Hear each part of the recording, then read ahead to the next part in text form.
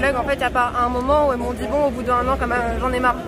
En fait, moi, elles m'ont dit tous les jours, je vais au travail la boule au ventre et tous les jours, j'en peux plus. Et tous les jours, je me demande qu'est-ce que je pourrais faire d'autre en fait comme boulot. Sauf que en fait, il n'y a rien aujourd'hui. Il y a une crise Covid et que de toute manière, quand on est précaire, c'est pas juste en claquant des doigts qu'on peut changer de taf. Comment est-ce qu'on s'en sort? Ça justement c'est en fait pour moi la démonstration qu'on a fait à Chronodrive et je suis très fière de tous mes collègues justement qui se sont mobilisés parce qu'on s'en sort déjà en le dénonçant ce qui se passe, en relevant la tête et en dénonçant en fait toutes ces violences là, mais aussi en s'organisant. Parce que si en fait on dénonce chacune de notre côté, on s'en sortira pas. Et d'ailleurs la direction, tout ce qu'elle nous donne quand en fait on visibilise ces violences, c'est du mépris et on nous pousse à la démission. Donc en fait nous on va s'en sortir surtout en s'organisant et nous c'est ce qu'on a fait en fait. Au sein de ma boîte, on a créé des genres de réunions dans lesquelles on se réunissait entre femmes salariées et on libérait notre parole, on disait qu'est-ce qui se passait mais surtout c'était quoi les solutions par rapport à ça parce que nous on en a plein des solutions. On sait très bien en fait comment est-ce qu'on pourrait faire pour ne plus avoir à subir ces violences là. Et on savait très bien aussi que la direction, elle allait pas claquer des doigts et nous dire oh bah d'accord ça pourrait être cool de mettre ça en place. Donc on savait très bien en fait que du coup il fallait s'allier avec tous nos collègues pour pouvoir justement faire en sorte que ces solutions elles soient mises en place et c'est comme ça qu'on pourra s'en sortir. Moi j'avais des collègues qui devaient travailler à côté de leur agresseur sexuel, à côté de leur violeur sexuel, parce qu'en fait la direction refusait de changer les plannings. Nous on sait qu'en fait en changeant les plannings déjà c'est un soulagement énorme pour une femme de ne pas avoir à travailler à côté de son agresseur sexuel. En fait quand on est mère, on a des charges mentales, on doit s'occuper de ses enfants. Donc même tous ces aménagements en fait qui sont propres aux femmes, les femmes ça c'est indispensable pour elles pour avoir des bonnes conditions de travail et c'est un point de départ. Pareil les formations sur le féminisme, jamais moi j'en ai eu dans mon entreprise. En fait mon boss tout ce qu'il me demandait c'était de courir plus vite pour avoir de plus en plus de productivité du magasin. Jamais il a dépensé 1 centime pour m'apprendre en fait comment porter une lourde charge ou alors même en fait c'était quoi le sexisme au travail, c'était quoi le harcèlement sexuel et qu'est-ce qu'on pouvait faire. Nous en fait on demande justement des formations pour les salariés choisies par les salariés et faites par les salariés. C'est ça qu'on demande. On demande d'avoir le pouvoir en fait de gérer ces questions-là parce qu'on sait très bien et on l'a vu que ce soit aujourd'hui avec Ahmed ou que ce soit dans ma boîte, on sait très bien que ceux qui ont intérêt à justement résoudre le problème des discriminations et des oppressions, c'est les salariés eux-mêmes parce que c'est eux qui le vivent en premier lieu. En fait aujourd'hui c'est quoi même le féminisme qu'on entend souvent aux médias? C'est quoi en fait le féminisme que je sais pas Marlène Schiappa en fait elle défend? C'est quoi le féminisme même que la RATP elle défend et que en fait c'est celui qui est aussi le plus visibilisé?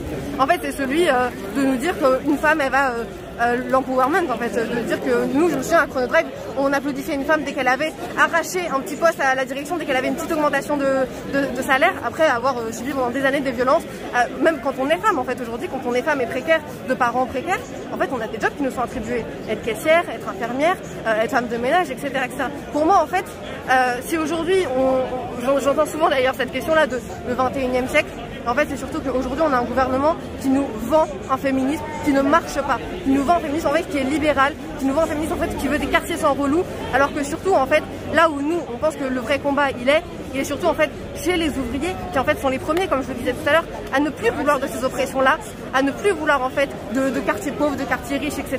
et qui sont en fait les premiers à pouvoir changer tous ces comportements là parce que c'est les premiers qui le veulent et qui en ont la capacité et qui en ont les réels besoins. C'est pas Macron, c'est pas Schiappa et le problème là justement c'est qu'on nous fait croire, on nous donne des illusions dans un gouvernement comme ça. On entend tous les jours même en fait des femmes qui ont déjà dénoncé des violences patriarcales à la police et qui tout d'un coup comme ça sont médiatisées des cas parce que la femme elle s'est fait tuer ou quelque chose comme ça. En fait on sait très bien que la police elle ne résout pas nos cas. La plupart des plaintes contre les violences patriarcales ne sont pas résolues. La plupart des viols en fait les victimes elles n'osent même plus porter plainte tellement en fait aller à la police c'est quelque chose d'horrible et c'est surtout pas sur la police en fait qu'il faut compter. C'est celle en fait qui nous réprime le 8 mars, c'est celle qui nous réprime le 25 novembre et celle en fait qui ne font rien, qui n'a jamais rien fait pour toutes mes collègues à Chronodrive, pour toutes les collègues aujourd'hui à la RATP.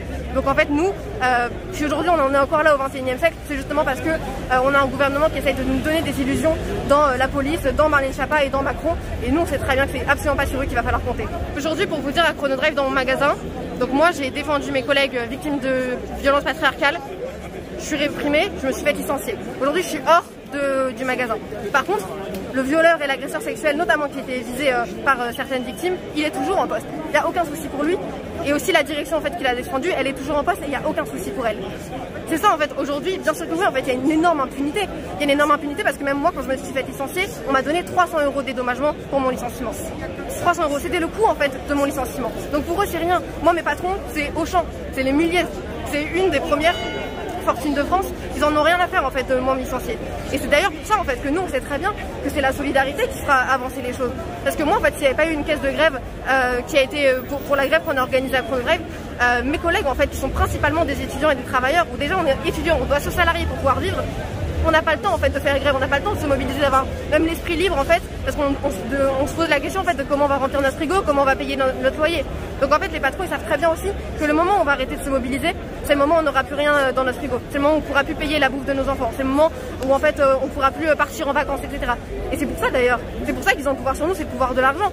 Et c'est ce pouvoir-là de savoir que eux c'est les grands intouchables, que d'ailleurs Macron n'a jamais touché, et que jamais Chiappa en fait n'a remis en question, et que la police en fait ne touche jamais. Et par contre nous justement on a seulement notre force de travail en fait pour se défendre. Et c'est pour ça que la grève d'ailleurs aujourd'hui, je pense qu'elle a été énormément mise à l'honneur, et avec le 4 chronodrive ça a été aussi mis à l'honneur en fait. Parce que c'est quand nous on s'arrête de travailler, c'est quand nous en fait on confronte le patron et qu'on lui dit bon bah maintenant tu fais comment pour faire tourner ton magasin. Parce que nous en fait on va pas continuer de travailler si on subit des discriminations, des oppressions et des conditions de travail de merde. Et donc tu dois nous écouter, et en fait c'est nous aussi on va reprendre en main justement toutes ces questions là quoi. Humainement forcément c'est très violent parce que voilà, moi ça faisait 1 an que je travaillais, j'ai 19 ans, se faire licencier comme ça alors que c'est une énorme injustice, on le prend comme ça, on le prend comme une énorme injustice. Moi je me suis fait vraiment jeter, un jour je suis arrivée au travail et on m'a dit repars chez toi, et je suis plus jamais retournée au travail. Et ce qui m'a permis de tenir, ce qui m'a donné ma force, c'était la solidarité énorme qu'il y avait avec mes collègues. Un jour j'ai dû aller chercher mes affaires dans mon casier au travail, et c'était très dur parce que j'avais vraiment la direction qui m'escortait pour être sûr que je ne vole rien ou je ne sais pas quoi, peut-être dans les toilettes, je ne sais pas. Et en fait ce qui m'a permis de tenir, ce qui m'a permis d'avoir confiance encore en l'avenir, c'était en fait tous mes collègues qui me disaient bonjour, qui me disaient force, qui me disaient c'est quand est-ce qu'on refait grève, etc. Parce qu'en fait c'est ça aujourd'hui qui nous permet de tenir nous, c'est de savoir que le combat qu'on a défendu c'est un combat qui est légitime et qui permet en fait qui doit être défendu. On doit continuer de le défendre tous les jours. Moi je suis absolument pas démoralisée. Moi je suis absolument pas démoralisée, même si je suis licenciée, même si je suis étudiante, que je suis précaire, etc.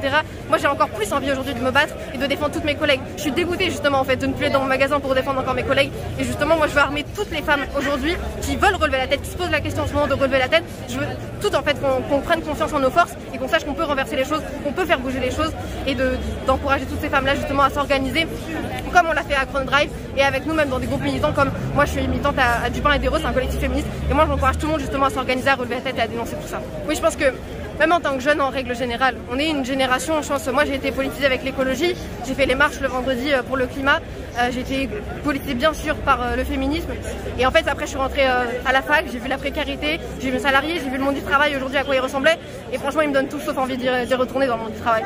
Le monde du travail, voilà, c'est un monde en fait, même en tant que jeune, aujourd'hui on nous promet quoi? On nous promet une pandémie dans laquelle en plus on met des brevets sur les vaccins comme quoi ça doit encore une fois concerner que quelques-uns, et puis on les vend, etc. On se fait encore une fois du fric en fait sur la santé des gens, sur la vaccination des gens, sur la mort des gens, de milliers de personnes. Moi en fait ça me révolte, et je vois en fait autour de moi plein de jeunes qui sont révoltés de tout ça, et plein de jeunes surtout qui sont politiques et qui ont envie de faire de la politique. Et c'est pour ça moi en tant que jeune, je suis pas juste féministe, je suis pas juste écolo, mais en fait je suis surtout une jeune, je pense que je suis en fait comme tous d'ailleurs mes camarades jeunes, en fait je suis la jeunesse en fait qui est politique, qui a envie de tout faire péter, parce qu'en fait aujourd'hui il n'y a rien qui nous ressemble, ni le gouvernement Macron, ni la pandémie et sa gestion catastrophique. Et nous par contre on a de réelles solutions par rapport à ça, on a des réelles choses à dire, on n'en veut pas de ce monde qu'on nous promet, ni aujourd'hui en fait, ni le monde du travail qu'on nous promet, ni la retraite qu'on nous promet ou quoi, parce qu'on est constamment attaqué. Et c'est pour ça que moi je suis une jeunesse qui se revendique ouvertement révolutionnaire. Nous on veut tout enlever quoi, parce que ce système là on n'en veut pas du tout. Je suis venue aujourd'hui en fait pour donner mon soutien à Mel, mais aussi à toutes les femmes en fait qui ont enfin pu parler de leur histoire en fait qu'elles ont vécue. Donc voilà, donc moi je suis Khadija, victime de viol, actes de torture et barbarie. Donc, et victime aussi des institutions. Donc j'ai dénoncé mon ex-compagnon en fait en 2017 pour des faits relativement très graves. Donc j'ai été violée, torturée, fracassée. Et je suis là en fait face à vous, vraiment. Donc mon soutien c'est vraiment à toutes ces femmes et à tous ces hommes, afin qu'ils puissent parler, vraiment. Même s'ils n'osent pas porter plainte, il faut parler. Quoi qu'il arrive, il faut parler, il faut dénoncer les faits, vraiment. Et encore une fois, je tiens à le dire, hein, toutes les femmes et les hommes qui n'arrivent pas à porter plainte, ça se respecte. Vous voyez, vraiment ça se respecte. Donc voilà, après pour ma part, oui, je parle en mon nom, au nom de toutes les femmes qui ont subi des choses plus ou moins atroces. Et moi, pour ma part, comme je vous dis, j'ai porté plainte en 2017. 2 ans d'instruction, j'attendais mon procès, vraiment. Ma vie était rythmée à la date de mon procès. Mon procès s'est tenu sans moi, en septembre 2020. 3 jours d'audience sans moi. j'ai appris C'est toujours difficile en fait d'en parler. J'ai appris mon procès dans la presse locale. Aussitôt appris, du coup j'ai contacté la greffière qui directement m'a dit vous avez qu'à être là. Donc moi je ne cessais de lui dire mais où est mon papier, où est ma convocation? Elle a su quoi rien répondre en fait, me dire à part me dire à la finale quand elle m'entend en larmes, c'est pas vos larmes qui vont m'atteindre. Donc c'est suite à ça vraiment que j'ai eu le déclic de me dire il faut que je médiatise, il faut pas laisser ça en fait. Il faut pas laisser ça. Donc après oui ça m'étonne pas. De toute façon ça ne m'étonne pas que les institutions soient complices. Je maintiens vraiment, je soutiens. Oui ils sont complices. Mais bien sûr j'ai toujours peur, j'aurai toujours peur. Quand je me qualifie de proie vivante, je sais de quoi je parle. Vraiment, mon avocate le sait, le peu de personnes qui me soutiennent le savent réellement, je suis une proie vivante. Vous voyez, beaucoup de gens sur les réseaux sociaux, suite au décès de Shainez, paix à son âme, m'ont tagué aussitôt, vous voyez. Parce que je sais que mon sort, malheureusement, sera peut-être sûrement le même, voire même pire. C'est pour ça qu'en tout cas, je fais du mieux que je peux, légalement. Pour alerter en tout cas toutes les autorités, pour leur dire je suis là, je suis survivante, en fait je me qualifie de survivante. Vous voyez, il faut savoir que face à vous, vous avez une femme qui a été suspendue par-dessus un pont. J'ai fait la reconstitution en fait de ce pont, avec des policiers. J'ai tout dénoncé, de A à Z dans les moindres détails. Et comment on explique justement que cette justice reste finalement un peu sourde à ce que vous avez vécu? Oh moi, pour mon cas, je me dis qu'ils sont complices. Je me dis que mon violeur m'a suspendu par-dessus le pont et que le parquet m'a jeté par-dessus le pont. Vraiment, c'est quelque chose d'inédit ce que je vous raconte en toute honnêteté. Une victime n'est pas nécessaire dans son propre procès. On me qualifie d'accessoire pour établir la vérité. On me dit elle peut se contenter de dommages et intérêts. C'est honteux, alors que de base j'ai toujours voulu retrouver ma dignité. J'ai besoin d'entendre le mot condamné en fait. C'est vital en fait, c'est viscéral. Une vraie victime vous le dira. Entendre le mot condamné pour nous c'est nécessaire. Ces avocats ont joué sur ce terrain-là en fait. Ne pas faire appel, comme ça après la loi ne prévoit pas que les parties civiles puissent faire appel en fait. Concrètement, comment les personnes qui gèrent votre dossier, vos avocats, ont pu réagir face à cette situation? En premier lieu, ils ont été abasourdis. Je tiens à dire que j'ai qu'une avocate, maître Pauline Rongier, qui me défend avec toutes ses tripes, vraiment. Elle a déployé tous les moyens nécessaires. Et elle-même, elle est estomaquée, sincèrement en fait. Elle a été témoin que j'ai été victime du parquet 6 mars, lors d'une audience exceptionnelle et qui n'existe pas, je tiens à dire, qui n'existe pas en France, devant la cour d'assises.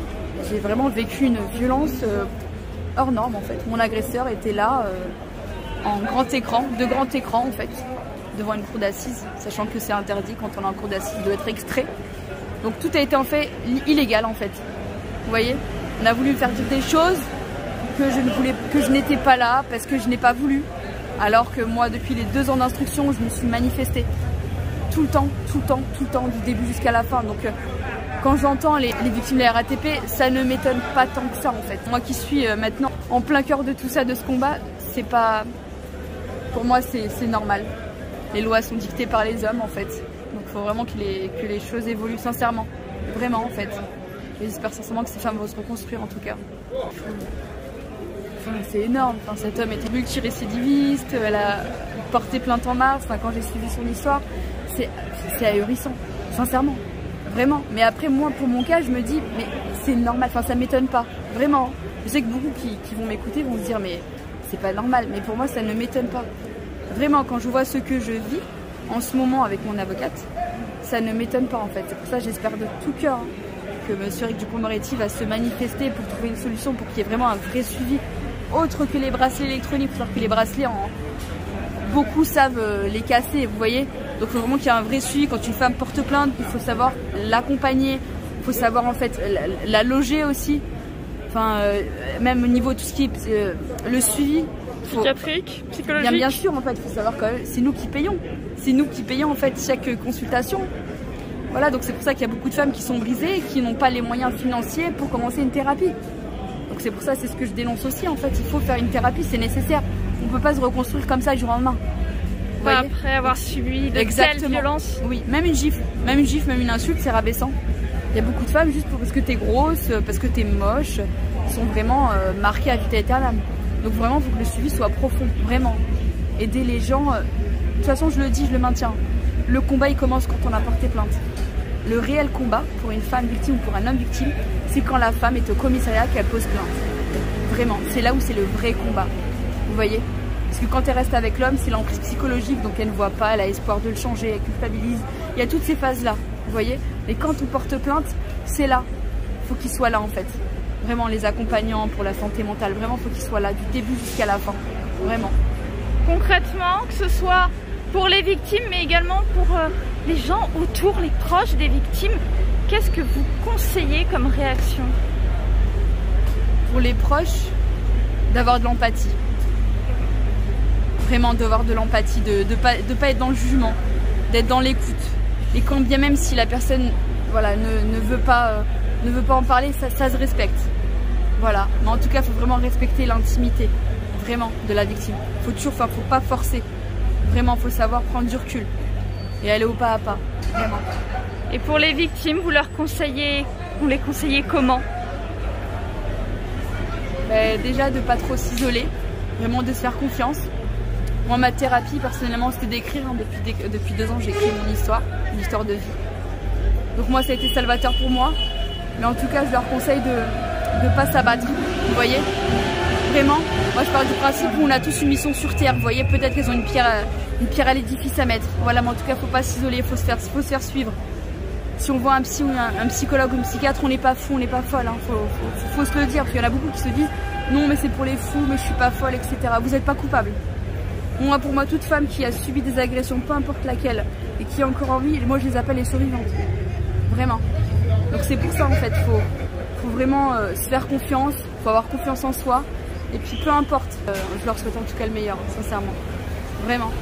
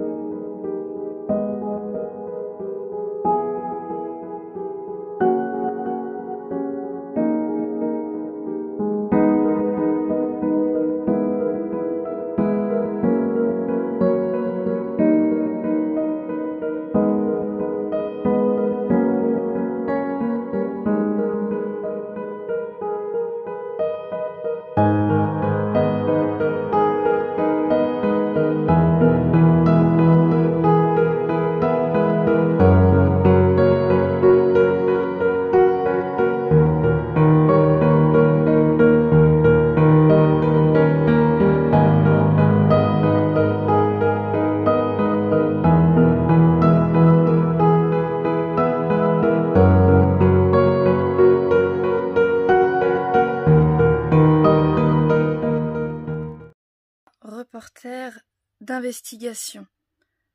Je ne prends que très rarement la parole, mais aujourd'hui, le devoir professionnel me l'impose, humain également, mettre sous la lumière de l'information les violences sexistes et sexuelles,